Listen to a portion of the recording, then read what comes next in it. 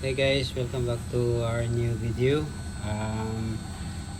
Just a short video for this i30. Any Hyundai i30, Elantra, uh, Accent, they always have a problem with this knocking issue on the steering wheel, on the steering column. So once you feel that it is knocking, is the this is the problem here. The flexible rubber coupling is worn out. So yeah, that's one there. And this is the electronic power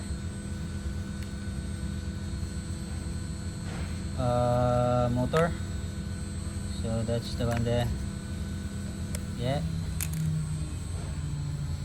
Yeah, so I'll give you the new one, which is this one, and fitted on this one here, that one there. Yeah, so once it is knocking, make it sure that it is not on the steering column shaft, universal joint.